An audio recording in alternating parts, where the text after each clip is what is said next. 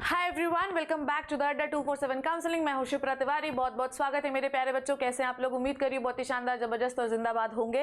आज ऐसा लग रहा था कि हमें कोई डिसीजन मिल जाएगा शाम तक, पर फिर एक नई डेट कल की आ गई है और कल सुबह ये माना जा रहा है कि डिसीजन दिया जाएगा। ओके, अब क्यों ऐसा हुआ ध्यान से समझते हैं। आज कुछ पॉइंट्स हैं, कुछ पर कंक्लूजन निकला, कुछ पर नहीं निकला। बहुत सारे आर्ग्यूमेंट्स हुए। मुझे तो पक्का लग रहा था कि आज डिसीजन आ जाएगा, पर नहीं आया क्योंकि बात किसी एक चीज पर फंस गई।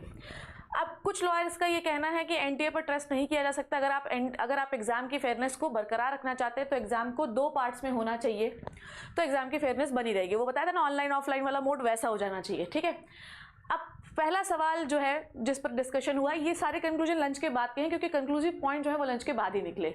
ग्रेस मार्क्स जो है वो प्रॉपर्ली डिस्ट्रीब्यूट नहीं किए गए।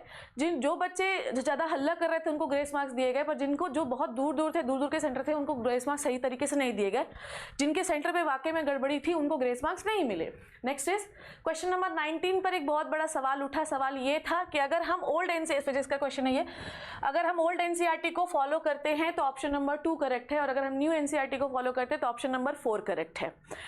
अब अगर आप दोनों को आंसर को सही बता रहे हैं तो आप एनटीए जो है वो रूल्स के अगेंस्ट जा रहा है, क्योंकि हमें कौन सी एनसीईआरटी को फॉलो करना है? न्यू एनसीईआरटी को फॉलो करना है। फिर एनटीए की तरफ से दलील आई कि कुछ बच्चे गरीब हैं जो कि ओल्ड एनसीईआरटी को फॉलो करते हैं, इसलिए हम लोगों ने ओल्ड एनसीईआरटी को कंसिडर किया। पर अगर ऐसा था तो आपने पूरे एग्जामिनेशन के लिए ओल्ड एनसीईआरटी को क्यों नहीं कंसिडर किया?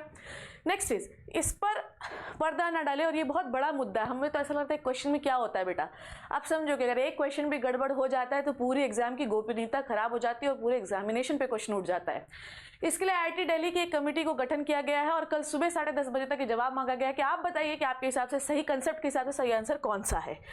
अब उसके बाद नेक्स्ट क्वेश्चन उठा कि वाई रजिस्ट्रेशन विंडो रीओपन। अगर ड्रॉपर स्टूडेंट्स की बात करें तो वो ये दिन भर यही थोड़े देखते रहेंगे कि विंडो रीओपन हुआ या वो क्या हुआ, तो आपने वापस से बच्चों का ध्यान भटकाने के लिए क्यों विंडो को रीओपन किया? ठीक है, अगर आपको ये पता चल गया था कि कैनरा बैंक का पेपर जो है वो डिस्ट्रीब्यूट रॉन्गली हो चुका है, तो वापस आपने पेपर क्यों नहीं लिया? क्यों नहीं बच्चों को सही पेपर दिया?